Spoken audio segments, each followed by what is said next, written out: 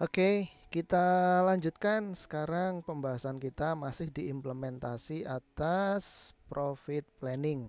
Kita akan menyusun budgeted income statement.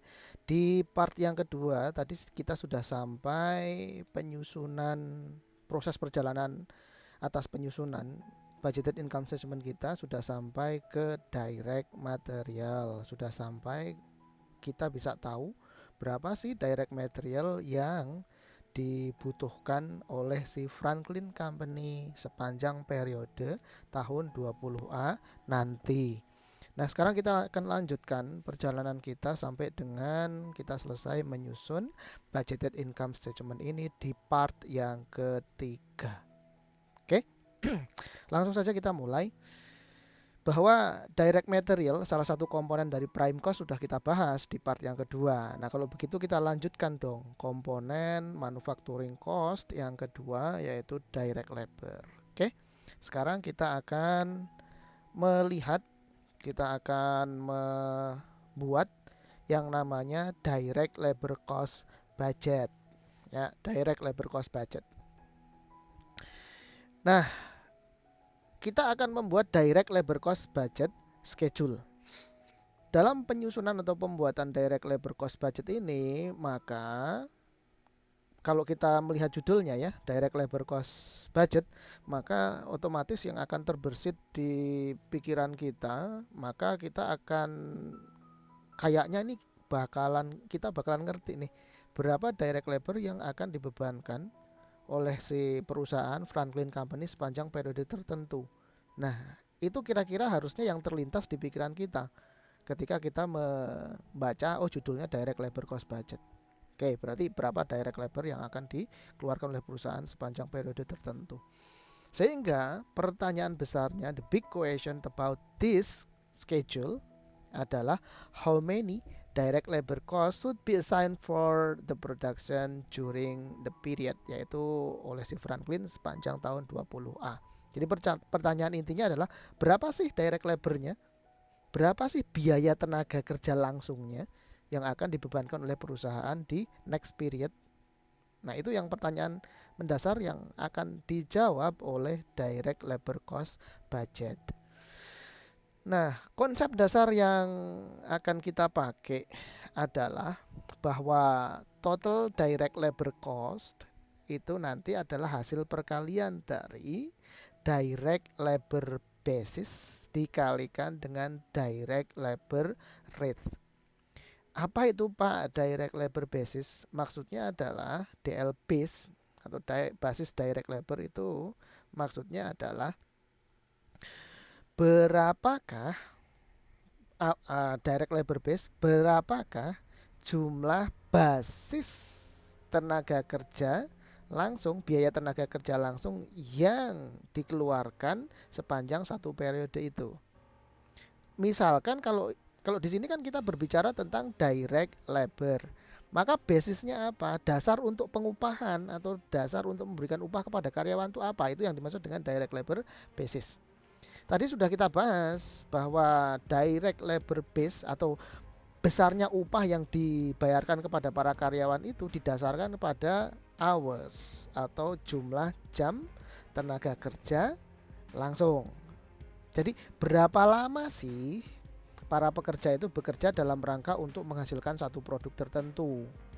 Dihitung dengan jam. Semakin lama dia bekerja, maka upahnya semakin gede. Semakin besarlah upah yang dia terima. Kalau begitu, jam tenaga kerja langsung yang benar-benar dihasilkan itu menjadi basis atau menjadi dasar untuk pengupahan, atau dengan kata lain menjadi dasar dalam menentukan berapakah direct labor cost-nya.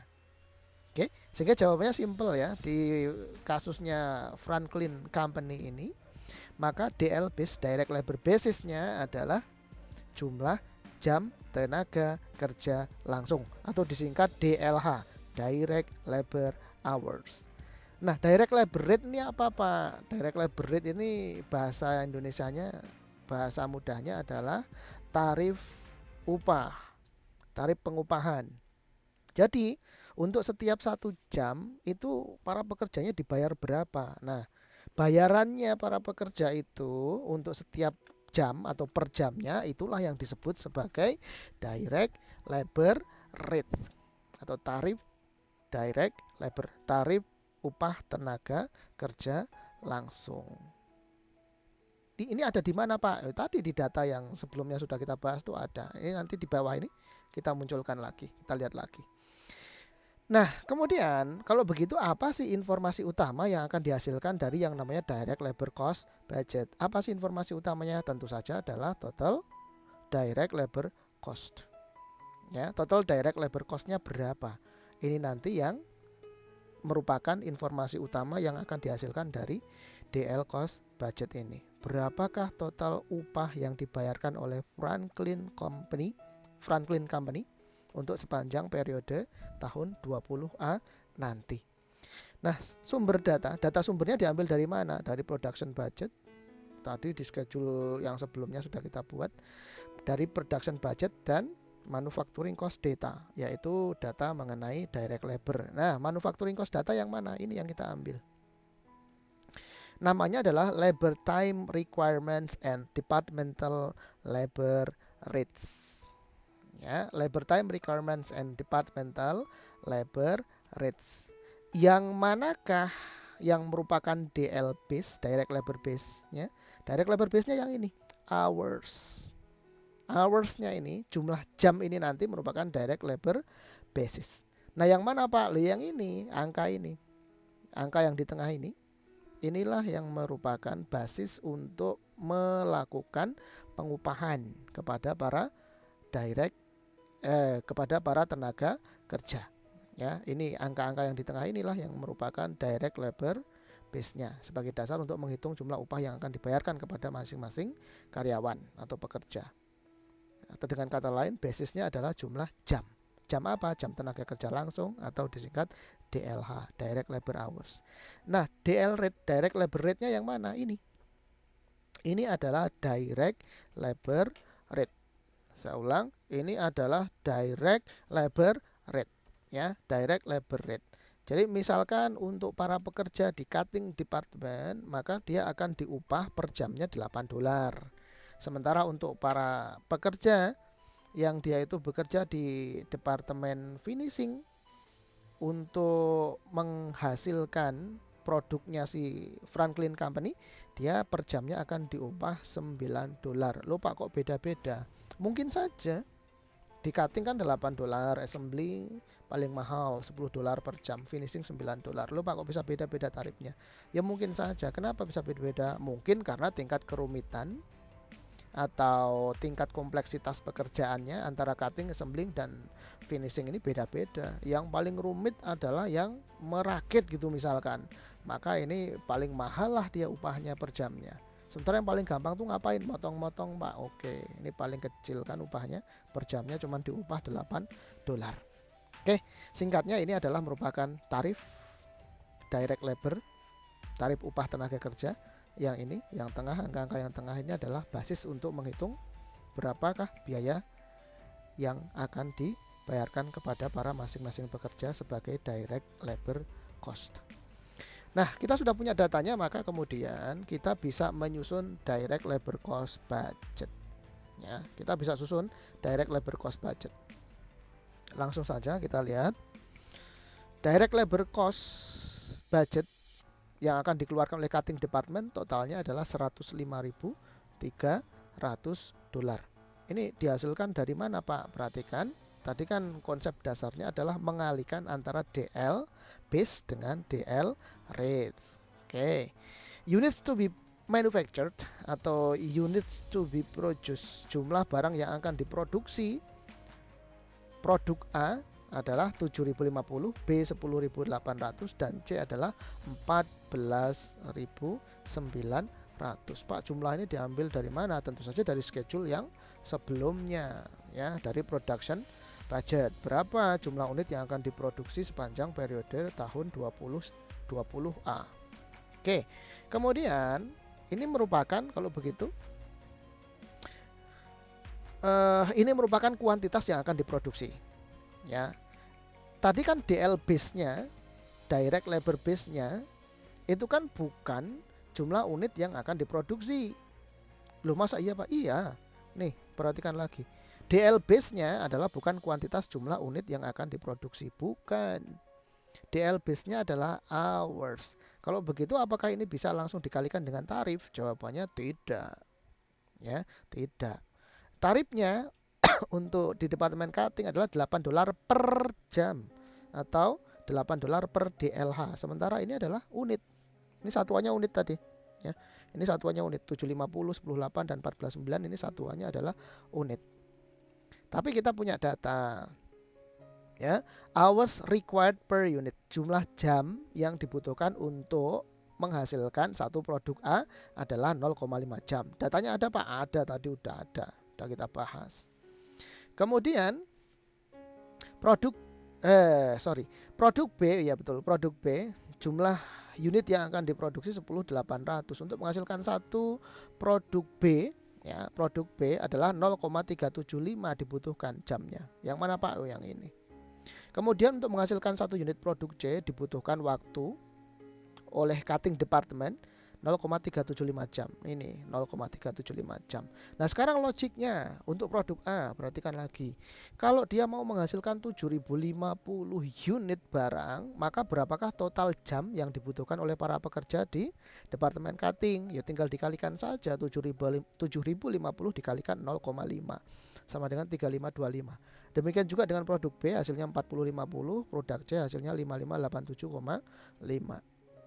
Di total jumlah hours required, total DLH bahasa gampangnya, total DLH-nya adalah 13.162,5. Ya, ini total DLH-nya 13.162,5 jam.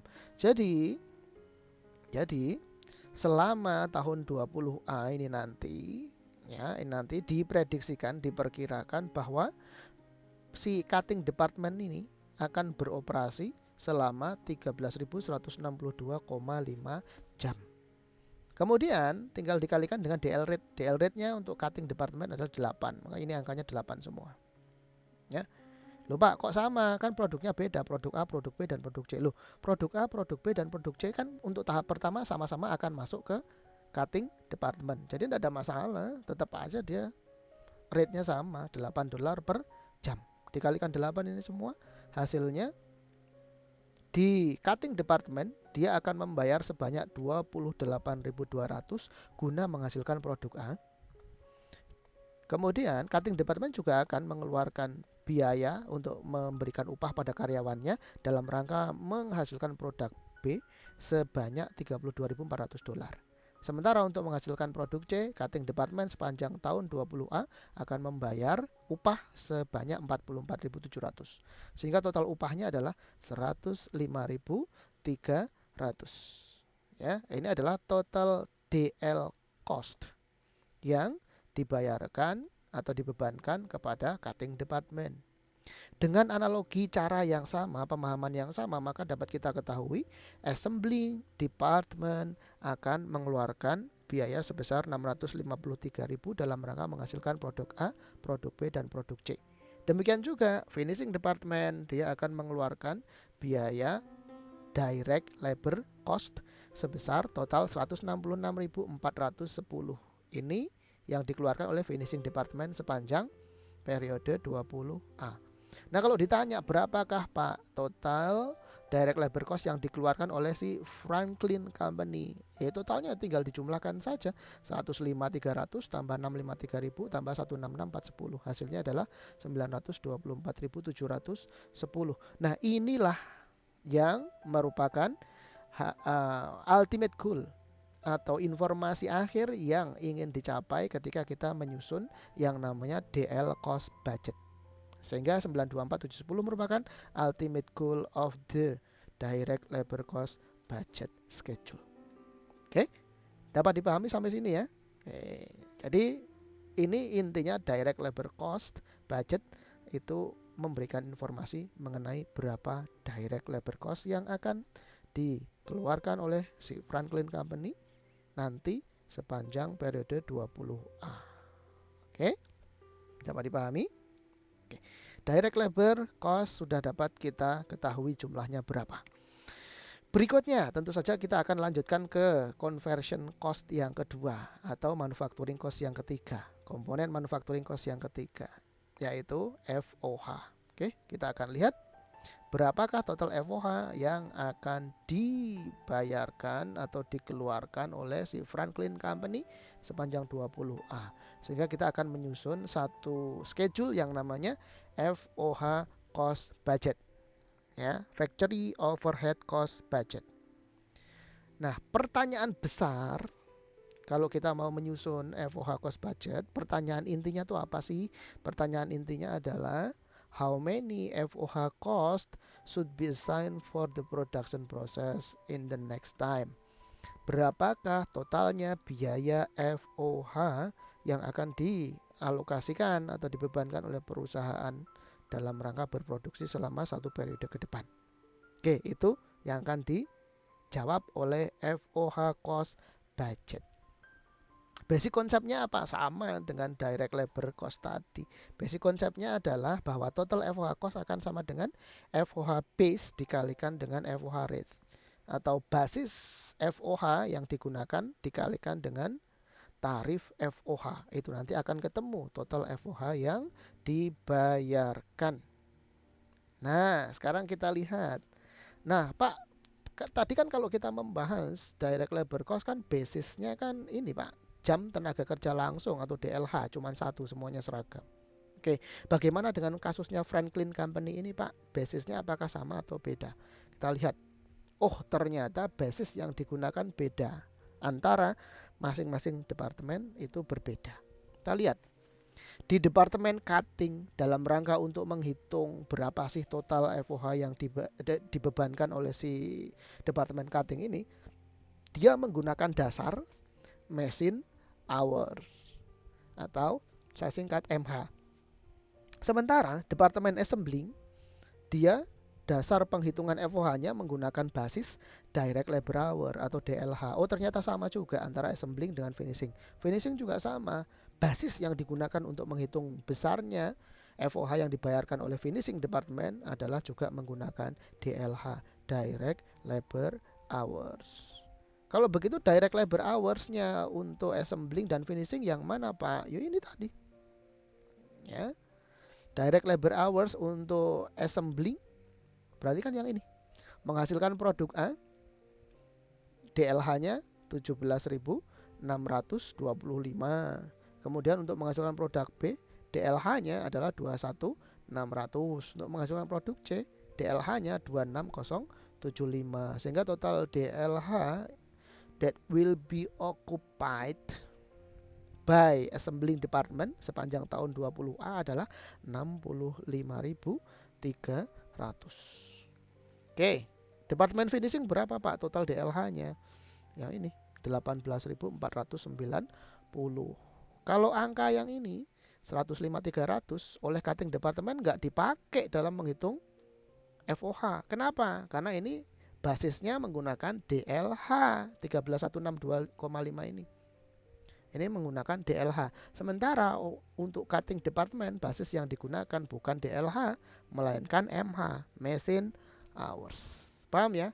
Kalau begitu angka total MH, machine hours yang digunakan belum diketahui dong, Pak. Belum. Harus dihitung, harus. Oke, nanti ada hitungannya. Kemudian kalau kita lihat di sini nanti si perusahaan ini, si Franklin Company, dia akan menerapkan normal costing. Ingat, dalam hal costing itu ada 3 pendekatan. Ada actual costing. Nah, ini yang diaminin oleh SAK atau IFRS bahwa untuk costing itu menggunakan actual costing. Artinya DM, DL, dan FOH-nya menggunakan biaya nyata atau actual yang dikeluarkan. Ada lagi juga namanya metode costing yang kedua, namanya normal costing. Nah, ini sudah dipelajari sebagiannya ketika kita membahas mengenai job order costing atau job costing, yaitu DM dan DL-nya itu dihitung menggunakan dasar actual nyata, sementara FOH-nya menggunakan dasarnya adalah standar atau ada standarnya lah atau rate-nya. Ya, itu normal costing. Nah, kalau standar costing, ya, kalau standar costing yang ketiga adalah standar costing. Standar costing itu akan dipelajari nanti di chapter 18 dan 19 kalau tidak salah, ya. Chapter 18 dan 19 itu tentang standar costing. Oke, jadi karena dia pakai normal costing, maka nanti ada muncul istilah ada namanya FOH applied dan sebagai temennya ada namanya FOH control. Kalau FOH applied itu pasti menggunakan predetermined FOH rate, ya, predetermined FOH rate. Ini informasi tambahan aja. Kemudian maka ultimate goal dari FOH cost budget itu apa? Tentu saja simple jawabannya, yaitu total FOH yang akan dialokasikan oleh si Franklin Company sepanjang masa 20A. Oke. Source data. Data sumber yang akan kita gunakan demi untuk menghasilkan FOH cost budget apa? Yaitu manufacturing cost. Data mengenai manufacturing cost khususnya adalah tentang FOH data. Oke. Yang pertama, bahwa tadi basis dasar untuk menghitung FOH di Departemen Assembling dan Finishing sudah diketahui ya di schedule sebelumnya. Yang ini schedule 6 sudah diketahui. Untuk Assembling 65300, untuk Finishing 18490. Itu total DLH. Sementara yang belum ada kan total MH. Berapakah total MH-nya? Karena Departemen Cutting ini kan pakai MH basis untuk menghitung FOH-nya. Pak, kok tadi Departemen Cutting pakai DLH juga sih? Iya, Departemen Cutting juga memakai DLH. Kenapa? Karena dia membayar upah tenaga kerja langsung. Nah, upah tenaga kerja langsung itu basisnya adalah menggunakan jam tenaga kerja langsung atau DLH. Nah, sekarang ternyata FOH-nya khusus untuk yang Departemen Cutting dia tidak menggunakan tidak menggunakan basis penghitungan berupa DLH, melainkan MH. Kalau begitu ini harus kita cari dong, Pak. Iya, harus kita cari. Nah, perhitungannya gimana? Perhatikan. Di data tadi ada namanya manufacturing cost data, ada estimated cutting department machine time required for each unit of product. Kemudian di sini ada machine time in hours. Jadi khusus untuk cutting department itu dia ada menggunakan mesin. Dan mesinnya untuk menghasilkan produk A, setiap satu unit produk A, dia membutuhkan jam mesin sebanyak 0,8. Kemudian satu unit produk B menghasilkan membutuhkan MH 0,6 dan setiap satu unit produk C dia membutuhkan mesin hour sebanyak 0,4 jam. Oke. Kalau begitu total MH kan bisa kita cari. Caranya gimana? Yo simple. Tinggal mengalihkan berapakah jumlah unit barang produk A, produk B, dan produk C yang akan dihasilkan sepanjang periode dikalikan dengan tarifnya. Ya, dikalikan dengan tarifnya. Tarif apa? Tarif ini loh, tarif untuk menghasilkan satu unit barang-barang produk A, B, dan C ini. Ya, maka 7.050 untuk produk A dikalikan dengan 0,8 jam MH. Maka ketemunya 5.640. Produk C dia akan dihasilkan sebanyak 14.900 unit barang produk C. Satu unit produk C dia butuh 0,4 MH. Maka tinggal dikalikan total MH yang harus dikeluarkan oleh cutting department dalam rangka menghasilkan produk C adalah 5.960. Sehingga total machine hour dalam rangka untuk menghasilkan ketiga macam produk ini yang dikeluarkan oleh Franklin di Departemen Cutting adalah sebanyak 18.080 mH. Ya, ini merupakan total machine hours yang akan dioccupied oleh si Departemen Cutting, khusus Departemen Cutting. Ya, khusus Departemen Cutting. Karena Departemen Assembling dan Finishing dia tidak pakai MH sebagai basis untuk menghitung FOH. Departemen Assembling dan Departemen Finishing dia menggunakan DLH. Data DLH udah ada, ya. Tadi sudah kita bahas. Nah, ini saya tulis lagi. Ini total DLH-nya ya tadi. Ternyata saya tulis lagi di bawah sini. Total DLH-nya ini udah ada. Ini saya kasih tanda. Ini total DLH. Jadi saya ulang lagi ya, ini adalah total MH sebagai dasar untuk menghitung FOH khusus untuk cutting department. Kemudian ini adalah total DLH yang akan kita gunakan untuk menghitung FOH di assembling department. Dan ini adalah total DLH yang akan kita gunakan untuk menghitung berapa sih FOH yang akan dibebankan oleh si finishing department gitu. Nah, baru sekarang kita masuk ke schedule-nya atau bagannya, yaitu FOH cost budget ya. FOH cost budget. Di sini judulnya di schedule 8, kalau di bukunya Pak Carter judulnya adalah budgeted FOH and department rates ya. Sebetulnya yang kita butuhkan intinya di FOH cost budget ini intinya adalah yang ini, yaitu budgeted FOH. Lupa kok ada department rates. Ini nanti kita butuhkan ketika kita menghitung biaya produksi per unit ya, biaya produksi per unit atau manufacturing cost per unit. Nanti kita butuh rates. Kenapa kok kita butuh department rates? Karena kita pakai seperti yang sudah saya sampaikan tadi, perusahaan ini dia menggunakan predetermined FOH rates sehingga butuh tarif FOH. Oke ya, sekarang kita lihat, kita cermati. Tadi sudah saya ulas di part yang kedua bahwa ini beberapa FOH-nya itu terdiri dari beberapa jenis atau beberapa macam biaya. Ini tidak perlu saya jelaskan satu persatu. Kemudian ada FOH, komponen FOH, macam-macam FOH ini yang bersifat fix, ada juga yang bersifat variabel. Ya, ada yang bersifat fix dan ada yang bersifat variabel. Kalau bersifat fix artinya adalah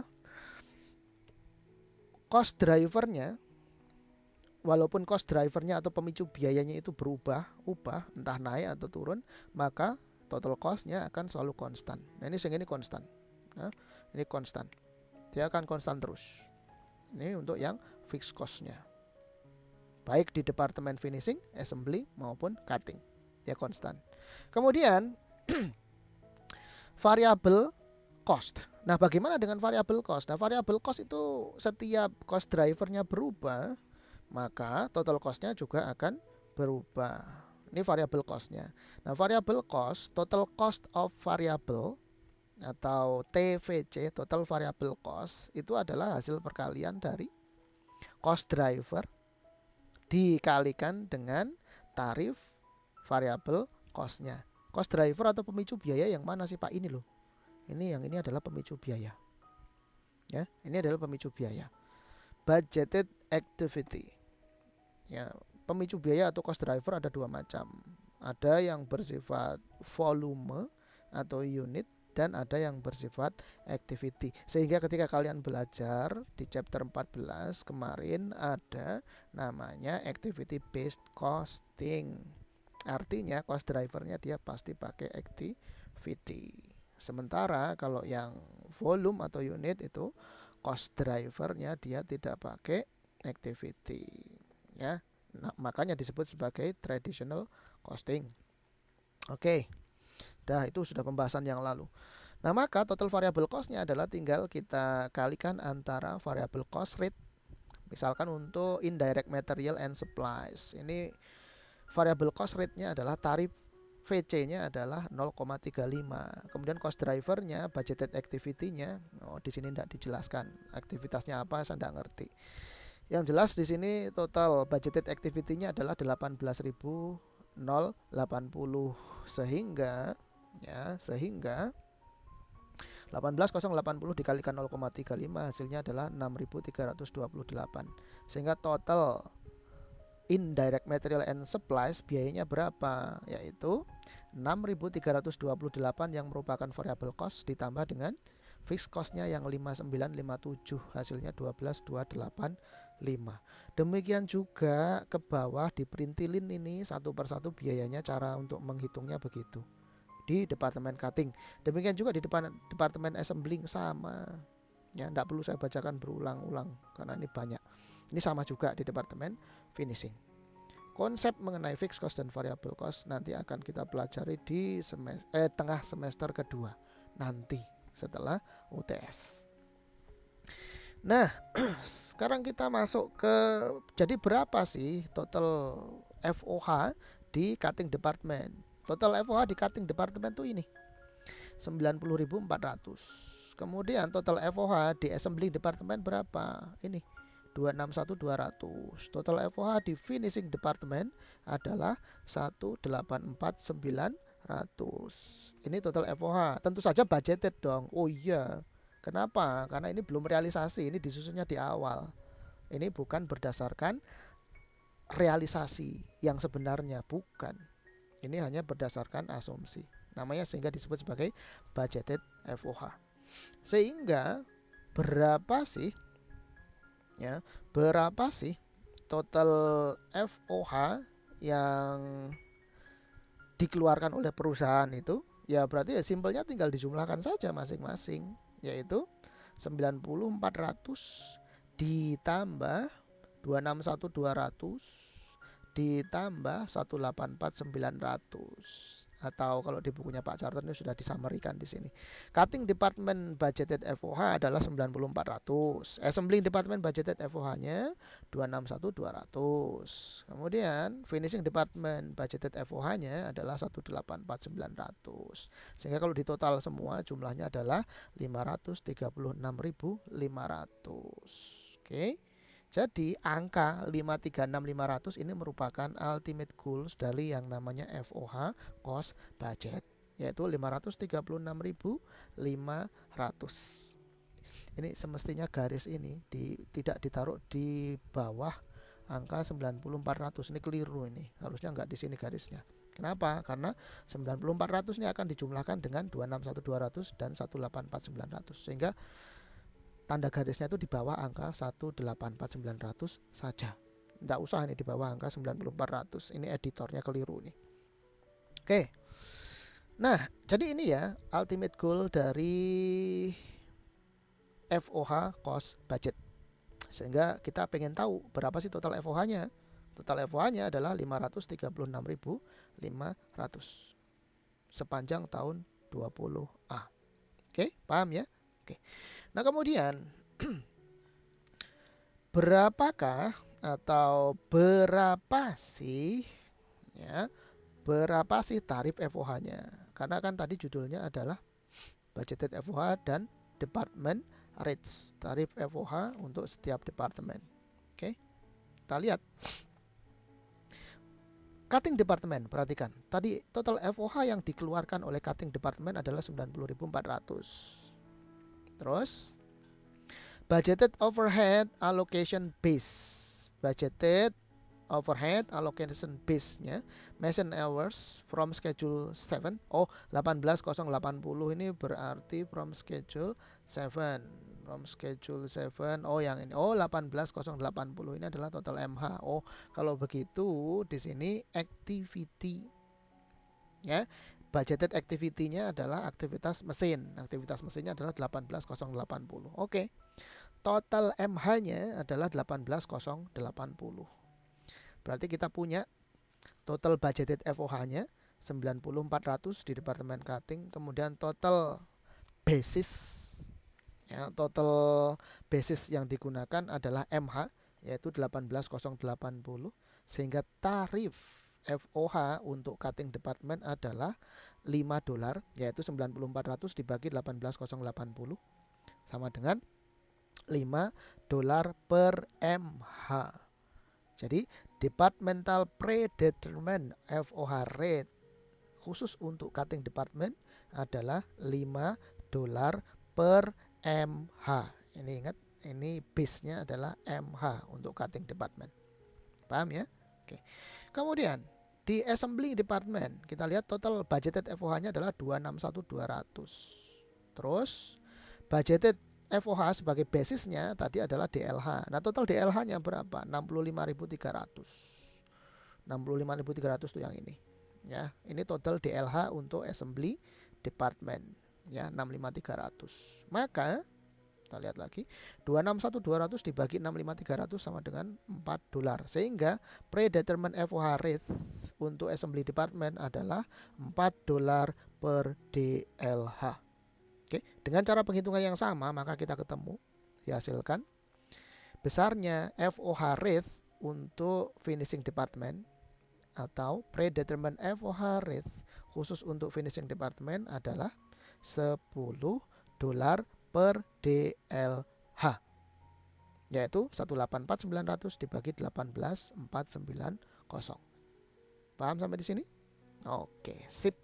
Kalau begitu kita sudah sampai di sini, FOH-nya sudah selesai juga kita bahas. Intinya total FOH yang akan dialokasikan, dibebankan ke proses produksi sepanjang tahun 20A adalah $536.500. Dan kita tadi juga sudah tahu, kita sudah hitung tarif FOH untuk di setiap masing-masing departemen. Saya ulang lagi, di departemen cutting basis yang digunakan adalah machine hour, sehingga tarifnya adalah $1 per MH.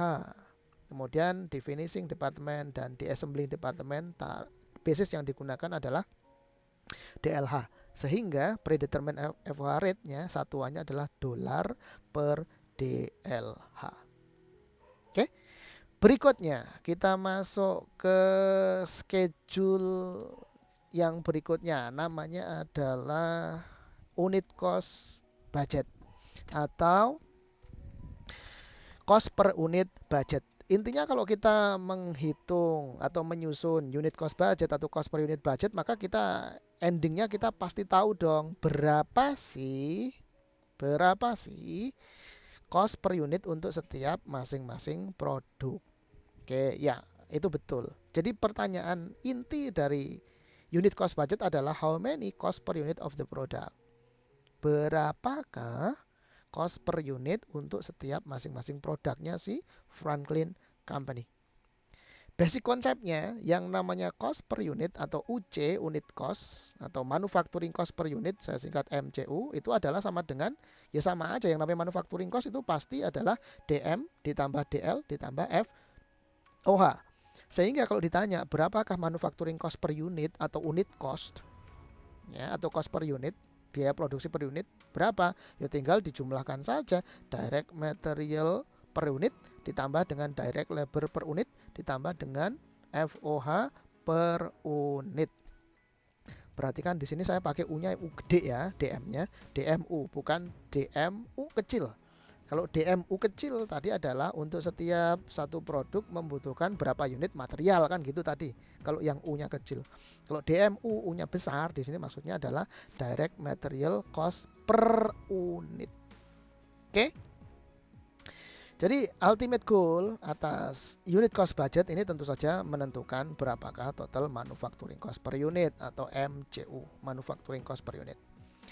Data sumbernya dari mana Pak? All schedule, pokoknya dari yang sudah lalu-lalu lah, sudah kita buat. Oke. Bentuknya seperti ini. Oke, bentuknya seperti ini. Coba sekarang saya mulai dari bawah. Jadi kalau tadi kita baca schedule itu mulai dari atas atau secara a posteriori, sekarang saya balik, saya sekali-kali akan membacanya dari bawah atau menggunakan metode a priori. Oke, perhatikan di sini. Tujuan akhir dari cost per unit budget atau unit cost budget adalah kita tahu dong berapakah cost per unit untuk setiap masing-masing produk. Produknya kan ada 3, ada produk A, produk B, dan produk C. Oke, produk A ternyata cost per unitnya adalah $145,2. Produk B $96. Produk C biaya produksi per unitnya adalah $75,5. Oke, nah angka-angka ini diperoleh dari mana nih? Misalkan taruhlah produk A, kita lihat produk A. 145,2 ini asalnya dari mana? Perhatikan. Tadi adalah yang namanya manufacturing cost, sudah saya bilang adalah DM tambah DL tambah FOH. Yuk kita lihat aja nih di sini. DM, oh ada X, Y, dan Z. Ini kan DM nih. Oke, paham? Kemudian DL. Oh, DL-nya ini nih. DL-nya, oh ternyata pekerjanya itu beda-beda upahnya Pak di masing-masing departemen. Ya sudah, DL di cutting, assembling, dan finishing. Oke. Kemudian FOH-nya, ini FOH. Ya, ini FOH. FOH-nya ingat tadi juga beda. Cutting department dia pakai basisnya adalah MH. Sementara assembling dan finishing basisnya adalah DLH. Oke, paham? Oke. Nah, sekarang perhatikan untuk DM. untuk DM. Produk A, setiap 1 unit produk A dia membutuhkan 12 material X, kan gitu tadi kan. Kemudian setiap produk A dia membutuhkan 5 unit material Y. Setiap 1 unit produk A dia membutuhkan material Z sebanyak 2 unit. Ini sehingga saya kasih keterangan namanya adalah DM, needed per unit produk yang ini. Produk B bagaimana Pak? Produk B ya, ini produk B untuk setiap 1 unitnya butuh 8 unit X, 3 unit Y, dan 1 unit Z. Demikian juga produk C, bisa kalian baca sendiri. Kemudian ini adalah tarif ya, tarif setiap 1 unit produk material X, material Y, dan material Z. Material X itu per unitnya punya harga $1.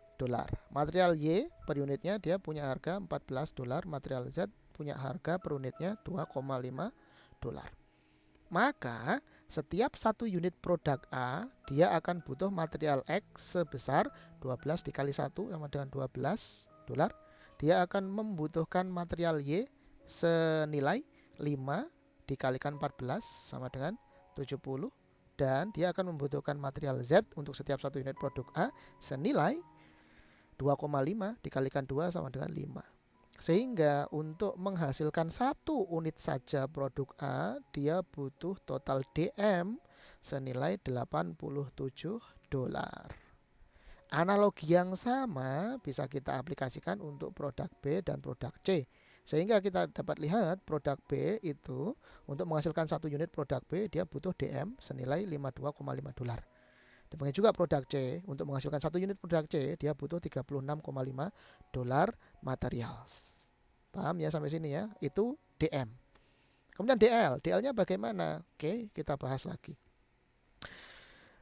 Tadi basis DL-nya di cutting department ya, di cutting department untuk menghasilkan 1 unit produk A, para tenaga kerja itu dia membutuhkan waktu 0,5 jam DLH. Kemudian untuk menghasilkan 1 unit produk A, assembling department para karyawannya membutuhkan waktu 2,5 jam DLH. Sementara finishing department untuk menyelesaikan produk A, setiap 1 unit produk A-nya, para karyawan di departemen finishing membutuhkan waktu 0,8 jam. Ini adalah basis ya, basis direct labor di dalam rangka untuk menghasilkan produk A. Ya, dalam rangka menghasilkan produk A. Ini adalah basisnya. Kemudian tarifnya, perhatikan tarifnya. Tarif DLH setiap para karyawannya itu bekerja 1 jam di departemen cutting dibayar $8, di assembling dibayar $10, di finishing department dibayar $9. Oke, nah sekarang yang menarik perhatikan di sini. Ini adalah tarif atau DL rate. Tarifnya perhatikan antara produk A, produk B, dan produk C sama. Nggak beda. Loh Pak, kenapa kok sama? Ya sama, karena karyawannya itu terikat dengan departemen. Dia berada di departemen yang mana, segitulah upahnya. Jadi dia misalkan karyawannya berada di departemen cutting, ya upahnya 8 per jam. Dia bekerja upahnya $8. Terlepas dari dia menyelesaikan atau membuat atau ngoprek produk A atau B atau C, sama aja. Demikian juga di finishing department, setiap per jamnya karyawannya dibayar $9, terlepas dari dia menyelesaikan produk A atau B ataukah C. Oke, paham ya?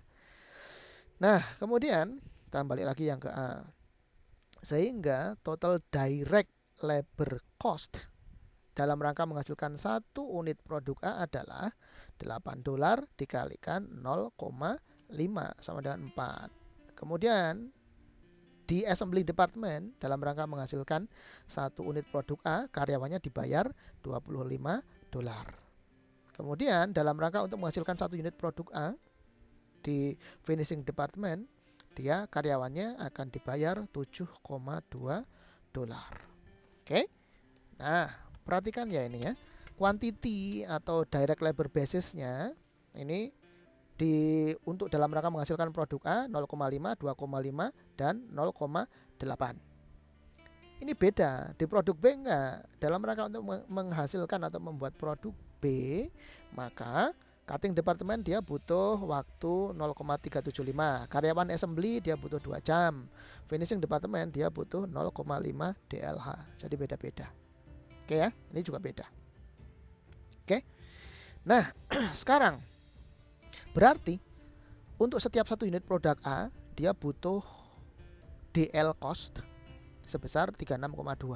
Produk B satu unitnya dia butuh DL cost 27,5, sementara produk C satu unitnya dia butuh DL cost sebesar $25.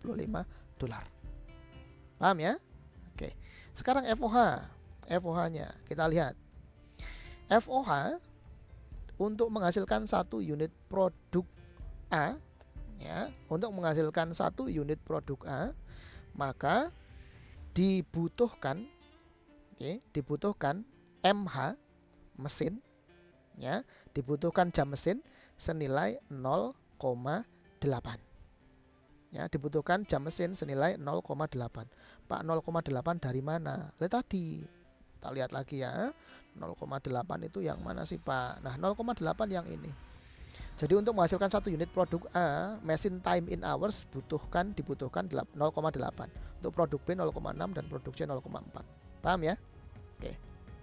Saya balik lagi ke sini. Sehingga basis yang digunakan untuk menghasilkan satu unit produk A adalah 0,8 mH. Jadi untuk menghasilkan satu unit produk A itu dibutuhkan 0,8 jam mesin.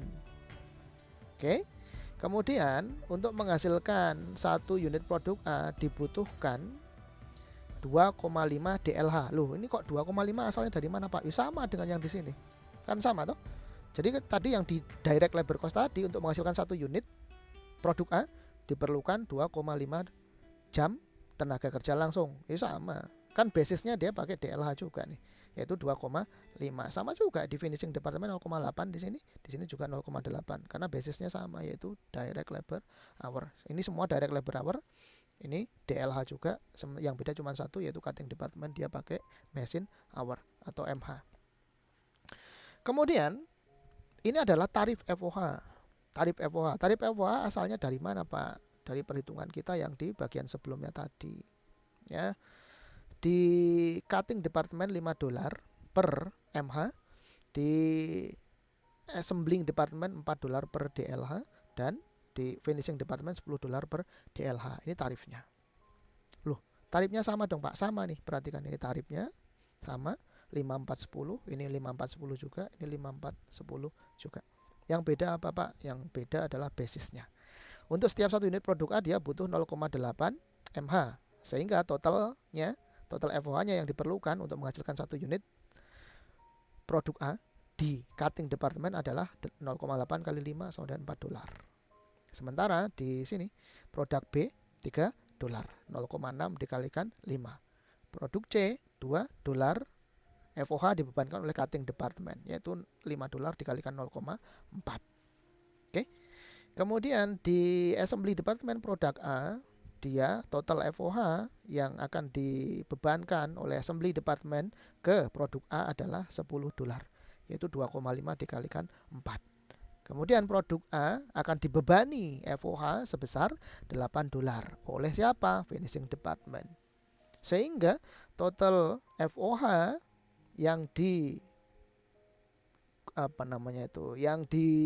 assign, ya, total FOH yang harus dibayarkan atau yang harus dikeluarkan oleh Franklin Company demi untuk menghasilkan satu unit saja produk A adalah $22. 4 tambah 10 tambah 8. Oke.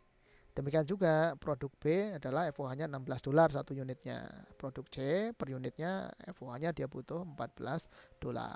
Sehingga total manufacturing cost-nya gimana, Pak? Yuk tinggal kita jumlahkan saja. DM 87 ditambah DL 36,2 ditambah FOH 22. Hasilnya 145,2. Demikian juga produk C 36,5 DM tambah 25 DL ditambah FOH 14 sama dengan 75,5. Ini adalah cost per unit untuk setiap masing-masing produk. Yang ini produk A, Ini produk B dan ini produk C. Oke? Nothing difficult sejauh ini. Nggak ada yang sulit kan? Nggak ada. Ya, nggak ada yang sulit. Mudah saja. Nah, itu kita berbicara tentang cost per unit. Berikutnya, sekarang kita bicara yang berikutnya mengenai inventory budget. Ya, inventory budget. Oke. Ingat tadi bahwa kita belajar cost counting ini kan kita belajar perusahaan manufaktur. Kalau kita belajar perusahaan manufaktur, kita membahas perusahaan manufaktur, maka otomatis yang namanya inventory itu pasti akan terdiri dari 3 macam, yaitu raw material atau DM, direct material, kemudian work in process di sisi proses, dan ada FG atau finished goods di sisi output. Jadi sisi inputnya ada DM, raw material, sisi prosesnya ada work in process, dan sisi outputnya ada finished goods. Nah, sehingga kalau kita disuruh atau diminta untuk membuat inventory budget atau inventory budget, maka pertanyaan mendasarnya adalah how many inventories value in the company? Berapa sih jumlah inventory yang ada di perusahaan tersebut dalam satu waktu tertentu? Inventory itu kan aset kan ya? Oke. Kalau aset itu masuknya di laporan keuangan yang bernama balance sheet atau statement of financial position. Nah, perhatikan di neraca atau di balance sheet itu di bagian headingnya itu kan merujuk kepada specific dates, pada satu tanggal tertentu, bukan periode. Kalau income statement periode. Maka perhatikan ini schedule 10 kalau di bukunya Pak Carter ini yang inventory ini di sini for the year ending December 31st tahun 20A. Kenapa kok dia di sini pakai for the year ending? Karena dia ada embel-embelnya beginning and ending. Berarti satu periode. Tapi kalau kita lihat di neraca yang sesungguhnya ini pasti tidak ada for the year ending, bukan. Ya, langsung menyebut tanggal. Misalkan 31 Desember 20A. Kalau di sini 31 Desember 20A saja, yang ini nggak ada, ini saya tutup nih, for the year endingnya dihapus, maka nanti yang disajikan adalah yang ini, ending inventory. Yang ininya harus disilang, dihapus, nggak ada. Paham ya? Oke. Jadi ingat bahwasanya inventory itu adalah masuk ke neraca. Karena dia masuk ke neraca, maka dia akan melaporkan kondisi pada satu tanggal tertentu atau on a specific date. Nah, kalau kita berbicara inventory dan kita berbicara perusahaan manufaktur, maka basic konsepnya total inventory itu adalah raw material atau DM ditambah work in process ditambah FG, input, proses, output. Jangan dihafal. Berikutnya, the ultimate goal of beginning and ending inventory. Ya, ini karena Pak Carter ngomongnya beginning and ending inventory and ending inventory budget, maka pertanyaan mendasarnya adalah how many inventories value in the beginning and ending of the period of Franklin Company. Maka ultimate goal atau tujuan akhir informasi yang akan kita peroleh adalah berapa sih saldo awal inventory di Franklin Company dan berapa sih saldo akhir inventory di Franklin Company. Oke. Source datanya adalah inventory, data inventory tadi udah ada. Ini saya tulis lagi, saya cuplek lagi, saya taruh di sini. Oke. Dan unit cost budget schedule yang barusan kita bahas yang di sini. Oke. Maka kita akan menyusun inventory budget atau beginning and ending inventory budget. Oke, seperti saya bilang tadi, DM atau material, raw material, tambah WIP, tambah FG. Kemudian tadi kan ada kata-kata juga bahwasanya work in process-nya kan tidak ada. Dia tidak ada saldo awal dan tidak ada saldo akhir khusus untuk work in process. Oke, kalau begitu tinggal komponen inventory-nya adalah tinggal raw material dan finished goods atau FG. Raw materialnya itu apa? Ya ini tadi produk X, produk Y, dan produk Z. Ini adalah raw material. Oke, beginning inventory, kondisi beginning inventory. Ada berapa unit? Ya, beginning inventory di X, Y, dan Z-nya ada berapa unit? Tadi ada di sini, kita lihat. Nah, yang ini beginning inventory-nya, ya, beginning inventory-nya X, Y, dan Z 30, 10, 2. 30, 10, 2. Oke, cost per unitnya adalah 1, 14, 2,5. Ini harga belinya. Harga belinya adalah 1, 14, 2,5. Ya. 1, 14, 2,5. Ini cost per unit harga belinya. Oke. Kemudian tinggal kita kalikan saja tentunya. Berarti saldo material X, saldo awal material X adalah 30.000, saldo awal material Y adalah 10.000 kali 14, 140.000, material Z saldo awalnya 5.000.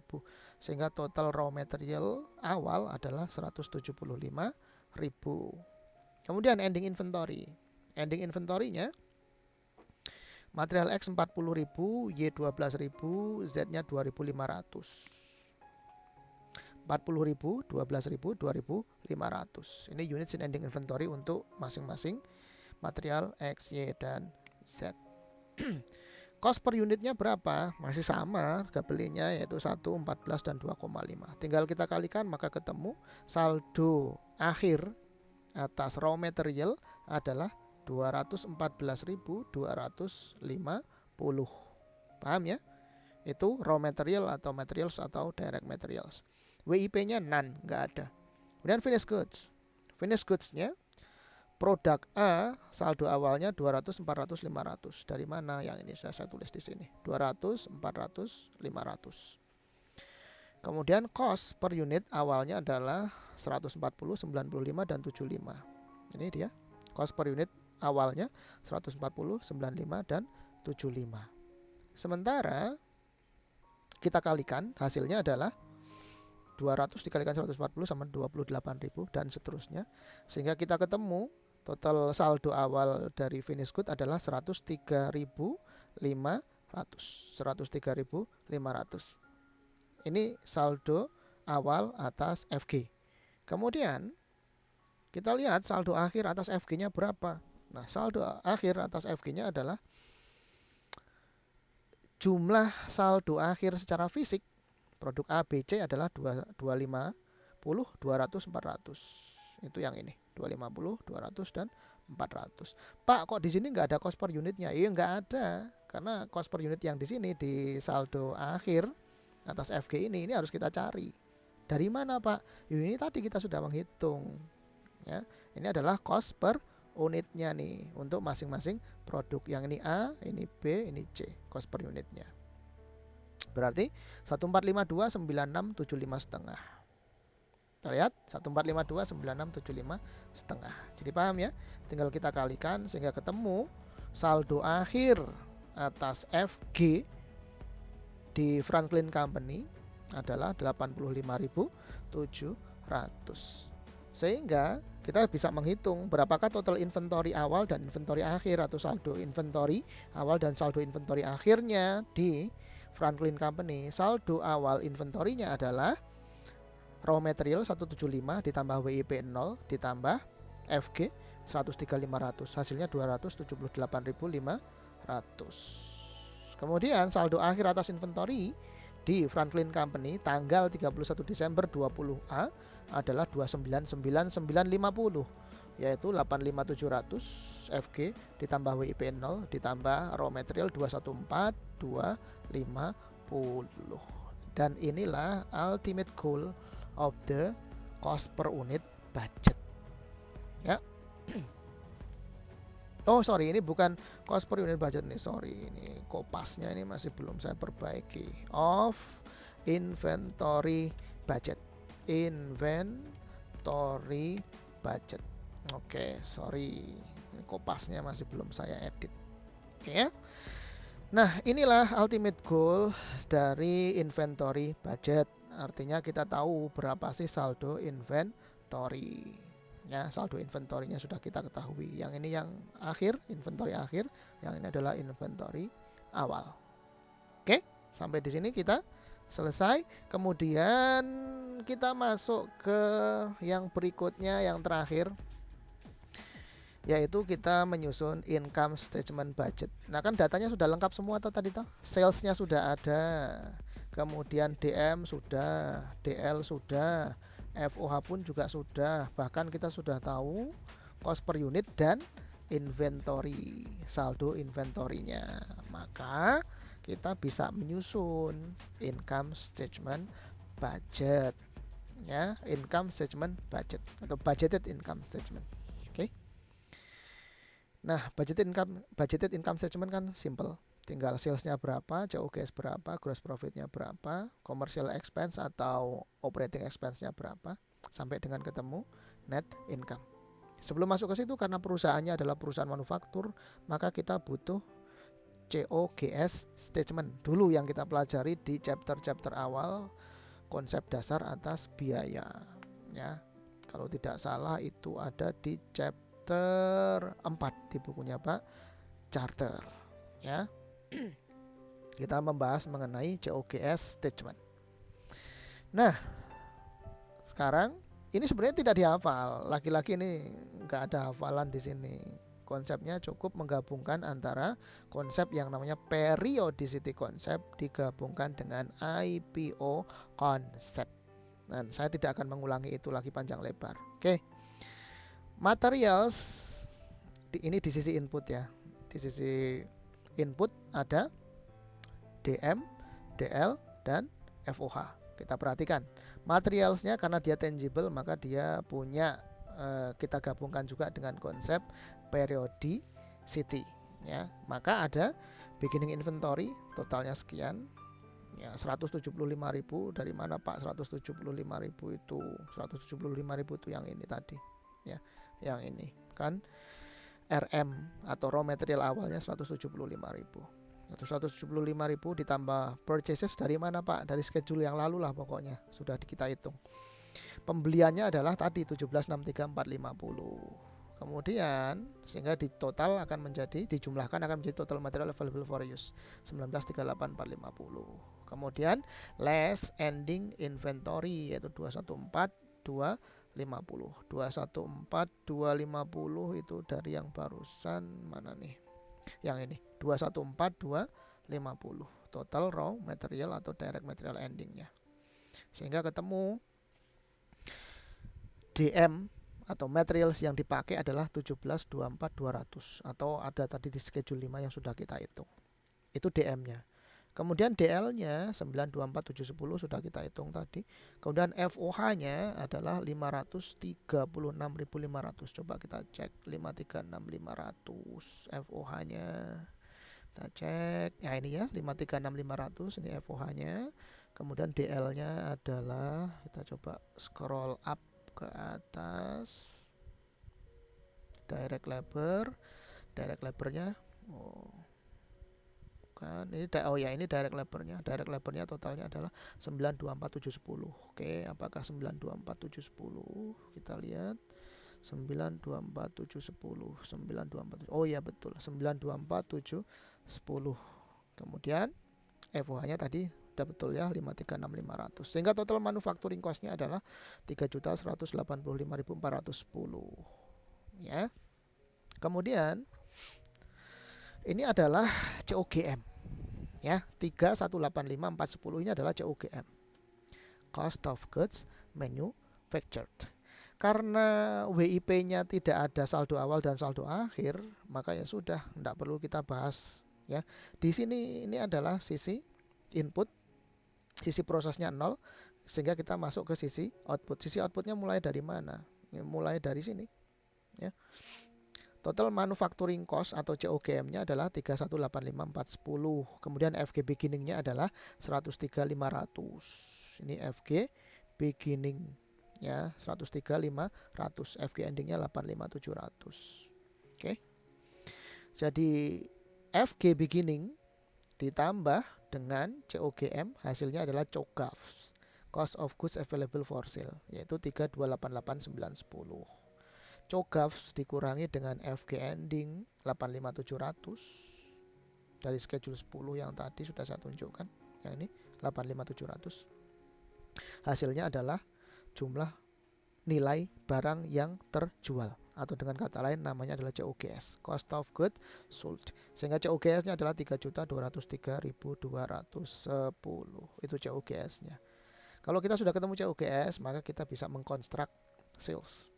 Jadi salesnya adalah 4.550.000. Ini kita masuk ke budgeted income statement ya. Maka salesnya kita ketemu 4.550.000 dari schedule 1 yang paling awal tadi sudah kita bahas.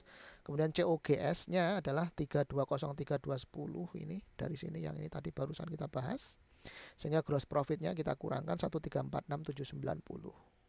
Commercial expense sudah given, dianggarkan marketing expensesnya 356.790, administrative expensesnya 290.000, sehingga total OPEX-nya adalah 646.790. Dikurangkan dari 1346.790 ketemu OI, operating income atau income from operation dan before taxes, before income tax sebesar 700.000. Pajaknya, taxesnya adalah 40%. 40% kali 700.000 sama dengan 280.000. Sehingga net income-nya adalah 420.000 dengan asumsi tidak ada other revenue dan tidak ada other expenses. Sehingga net income-nya adalah 420.000. Oke. Paham sampai di sini ya? Saya harap kalian, kita tentunya tidak mumet dengan yang schedule yang banyak atau dengan bagan yang banyak tadi. Nggak mumet, karena kalau kita paham pasti nggak mumet ya. Kita sudah ngerti. Oke, ini sebenarnya selesai sampai di sini ya. Chapter ini selesai sampai di sini. Kita sudah memproduce, kita sudah menghasilkan budgeted income statement. The bottom line of income statement, the bottom line of the business adalah yang ini. Net income-nya diproyeksikan tahun 20A nanti sebesar 420.000, dan ini kita menggunakan a posteriori method. Kita susun dari atas sampai ketemu yang paling bawah, profitnya 420.000 ya. 420.000 ini kan tidak ditetapkan di awal tadi kan, melainkan hasil dari perhitungan kita dari atas ke bawah, sehingga menggunakan metode a posteriori bukan a priori method. Oke. Nah, sekarang schedule yang terakhir, schedule 13 ini out of our discussion. Ini keluar dari pembahasan kita sebenarnya ya, tapi ya tidak apa-apa. Judulnya adalah balance sheet budget schedule. Ya, balance sheet budget. Balance sheet budget ini terkait dengan konteks pembahasan kita profit planning, maka yang akan kita ambil hanya khusus untuk komponen inventory saja. Yang lainnya nggak perlu kita lihat. Ya. Maka kita lihat inventory-nya terdiri dari 3 komponen kan, raw material, WIP, dan finished good atau FG. Raw materialnya adalah 250. Ini saldo akhirnya 250. Ini tadi kan 250. Kemudian WIP-nya kan kosong, nggak ada, 0. Oke. Kemudian FG-nya 85700. Apa ya 85700? Ya. 85700 FG-nya. Sehingga dijumlahkan, maka total inventory-nya, inventory akhir tentunya, yaitu 299.950. Nah, Pak Carter ini keliru. Ya, keliru. Di sini dia tertulisnya adalah budgeted income statement. Coba aja cek kalau nggak salah. Kalau nggak dikiranya nanti saya berbohong. Pak Carter ada yang salah, Pak, gitu. Kita cek ya. Schedule terakhir tadi, schedule 13. Schedule 13. Nah, perhatikan di sini. Saya enggak bohong. Nah, schedule 13 di bukunya Pak Carter salah. Ya, nggak tahu saya nih editingnya Pak editornya Pak Carter gimana nih pas membuat buku ini. Ya. Di sini schedule 13 tertulis budgeted income statement. Jelas salah, wong isinya di sini ada aset, ada liability dan equity, kok income statement. Bukan dong. Ini adalah budgeted balance sheet, ya, budgeted balance sheet. Kemudian ininya salah. Kemudian ini juga pasti salah, seperti saya bilang tadi, for the year ending December 31st to 20A. Nah, ini adalah kata-kata atau kalimat periodicity, periodik. Ini tidak semestinya digunakan untuk balance sheet. Kalau balance sheet, maka di sini langsung ini hapus. Maka di sini adalah tinggal 31 Desember 20A. Jadi ini Pak Carter salah nih. Kayaknya sama nih ya kasusnya. Dia kopas nih, copy paste dari yang schedule sebelumnya. Schedule sebelumnya kan budgeted income statement gitu ya. Kopas aja sama dia kan. Ceret, headingnya dikopas, taruh di sini. Lupa, hilaf. Alpha tidak disesuaikan, tidak direvisi. Oke, jadi di sini yang benar adalah budgeted balance sheet. Kemudian ini adalah 31 Desember 20A tanpa perlu for the year ending. Paham ya sampai di sini ya? Oke, jadi ini salah, dihapus nih, lupa nih, belum saya tutup nih ya. Ini harusnya ini ditutup nih, nggak ada ini. Kemudian ini adalah balance sheet, budgeted balance sheet. Fokus kita yang ini. 299,950. Saldo akhir inventory. Oke, sampai di sini selesai ya, selesai sudah. Tinggal saya ingin menyampaikan satu rangkuman. Dan saya berpesan tadi kan dari tadi saya bilang tidak perlu menghafal. Oke, Pak, schedule-nya banyak Pak, sampai 13 schedule, sampai 13 bagan Pak. Apakah kita tidak perlu menghafal? Ya tidak, nggak usah dihafal. Gimana cara nggak menghafal? Perhatikan, ini adalah format income statement, mulai dari sales, COGS, OPEX, OI. Oke, sales ada kita bicara tadi sales budget. Kemudian COGS, ini yang paling panjang pembicaraan kita tentang COGS, mulai dari production budget sampai dengan inventories budget ya, sampai dengan inventory budget. Nah, kalau kita lihat production budget, kemudian DM in units budget, DM purchase budget, kemudian sampai kepada DM cost budget, itu sama-sama berbicara tentang direct material. Ya, direct material. Kemudian ada kita tadi bicara tentang DL dan FOH bersama-sama dengan DM, maka kita sedang membicarakan manufacturing cost. Manufacturing cost itu masuk di ranahnya COGS. Kan tadi saya bilang namanya adalah COGS, nama lainnya adalah manufacturing cost. Manufacturing cost apa? Manufacturing cost yang sudah expired, artinya telah terjadi transfer of ownership dari perusahaan ke konsumen. Oke. Kemudian ada unit cost budget dan ada inventories budget. Ini masuk ke inventory. Kalau manufacturing cost itu berbicara di sisi proses, inventory berbicara di sisi output. Ya, berbicara di sisi output. Kan tadi saya bilang bahwa COGS itu nama lainnya adalah inventoriable cost. Nah, ini adalah inventory. Kan tadi juga saya bilang bahwa COGS itu kan nama lainnya adalah manufacturing cost. Nama lainnya lagi adalah inventoriable cost. Nah, ini manufacturing cost. Ini adalah inventoriable cost. Gak ada yang dihafal kan? Gak ada. Oke. Kemudian ada COGS budget. Supaya sebelum masuk ke COGS kita tadi ada COGS budget. Ini cuma hitung-hitungan aja sih. Sebenarnya ini nggak usah dibuat, nggak ada masalah. Kalau kita bisa ngitungnya. Oke, kemudian ada OPEX budget, ini masuk ke OPEX. Sehingga lengkaplah sudah kita punya income statement budget. Oke, tidak ada yang dihafal ya. Dan saya berpesan, jangan pernah sekali-kali dihafal. Pahami, supaya paham maka kita harus belajarnya itu runut. Dan supaya belajar kita runut, maka kita simple, harus ngerti ini. Ya, ingat bahwasanya kita belajar cost accounting, kita belajar income statement. Oke, sampai di sini pembahasan kita tentang budgeting yang pertama. Terima kasih atas perhatiannya. Oke.